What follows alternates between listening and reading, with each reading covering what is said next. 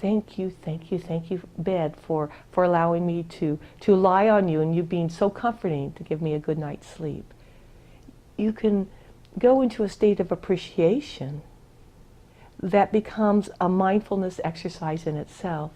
And again, it all starts with the breath and allowing the breath to come in and relax and slow the heart rate and allow that breath to come in and be a rush. You can imagine a color of energy even and allow it to push out any of the energy that you see or know of as fear or tightness or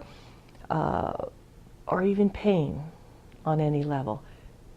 Taking the breath and allowing yourself to relax so that then you can view the world in a new direction and really see the beauty around you and know that because you see it, you can only see what's in yourself. So when you take a moment of mindfulness and breathe, then the beauty you see becomes the beauty you are.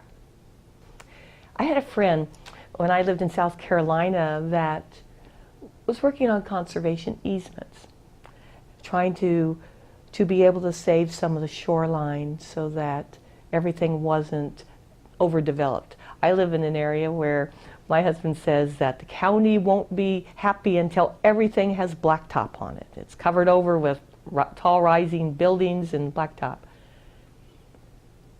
And so we go out to the country a lot.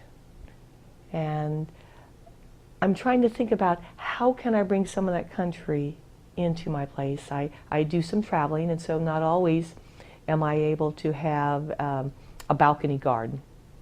But now I'm looking to find ways that perhaps I can bring some of that. But conservation doesn't just have to do with the land, it has to do with sustainable resources. And it also has to do with how you use your energy. You have the right to take breaks. You know, you have a right to not be on the go all the time. You have a right to you have all these, you might have children, you might have events, and you're always penciling in, you go around with a spreadsheet or a calendar and knowing that you have to be, okay, 8 o'clock I have to be here, 9 o'clock I have to be here, 9:30, 10 o'clock, 11 o'clock I have to be here, here, here, here. But one thing we always forget, or often anyway, is making appointments with and for ourselves. And that's part of conservation of our own energy and of our own spirit and of our connection to Source. And also with the connection to Source, but also connection to Source as the land, as the earth, as all creation around us. I had someone ask me one time if I would help them out in something, and I said, no, I have an appointment with my eternal self. And they said, well, I thought you were in service to life. And I thought, wow, you know, and I really got to step back and think about that service isn't always in the externals. We all have a need, there's a need for everybody to take a moment, and whether it's a nap or a break, and go into the silence or go into a space or shut the door to the world and do something just for you, whether it's taking a bubble bath, you know, reading a book, whether it's knitting or doing some handwork, or just closing your eyes and breathing and following the breath and allowing the different lights or colors to come in and building your pillar up the Source and down the earth core, bringing in those lovely silver glittery, white shiny colors, and which is a really nice Source color. The silver, I think of the silver rain of grace, and I've always known that it connected me here to that white light of Source. It's like a bridge, that pale silver, wonderful, shiny stuff. And bringing in, I've always liked glitter, and so I bring some of that in, and I like aqua and turquoise, so I bring that in. It just makes me feel good.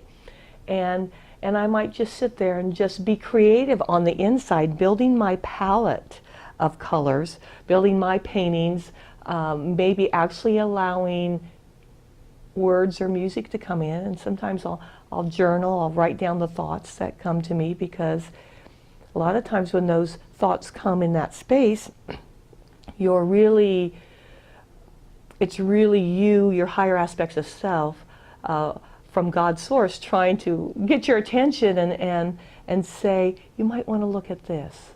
You might want to think about these, or sense, feel these thoughts or feelings or aspects. Or it could be that if you're musically inclined, it could be that you get words to lyrics and you look at them and it's a message. We call it, it's like a waking dream.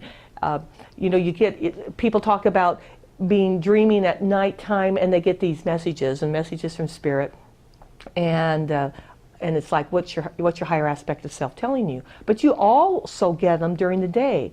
So it could be a license plate, it could be a sign on a bus, it could be a road sign, it could be a song coming on the radio.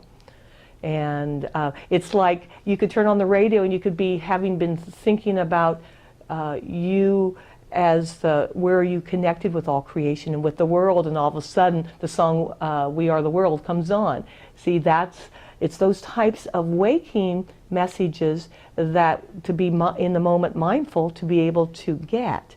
And in order to get, we have to conserve our energies and our time and make sure that we do have an appointment each day with ourselves. If you're keeping an appointment book, put it in there. Appointment with my eternal self, appointment with my higher self, appointment with me, however you want to put it, because it's important to your mental health, and it's important to your spiritual progress, and it's important just for how you operate around people. And in the long run, it's important for you that you deserve that time so you can be the greater you. It can be who you came here to be, and also be able to do your greater mission in whichever way you can. We come from a dysfunctional family, like a lot of you probably did, and where there was some abuse in the family, and so your mind tended to go elsewhere in order to survive.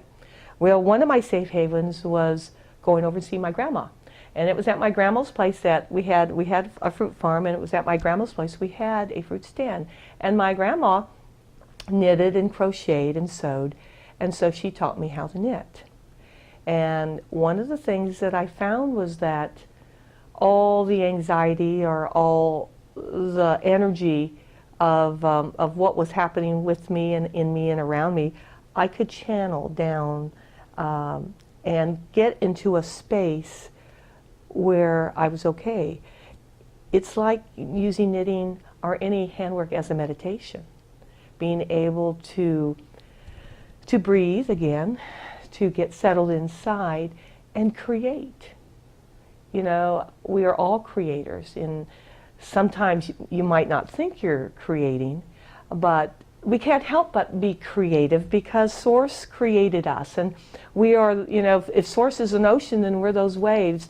And whether you cook, whether you mow the lawn. I mean, there are creative ways to mow the lawn. I found that out. Zigzag here. I can go across here, make lots of patterns. I just had to remember to mow the grass that I had made the patterns from. How you do a garden, how you prepare food and display it, how you display the furniture. You could be creative and, I think I'll go in this direction today. I'll just go out adventuring in the car. So we're all creative in some ways. Creativity isn't just being a painter or a singer or a musician. It's your whole life. How are you creating it? But I had learned about knitting and then later on crocheting, and I made some things, but it made me feel good. Sometimes our body gets really, really busy, so it allows my hands to be busy, which then allows the rest of my body to breathe and be silent. I can go into a state of mindfulness, go into a state of silence within the silence when I knit.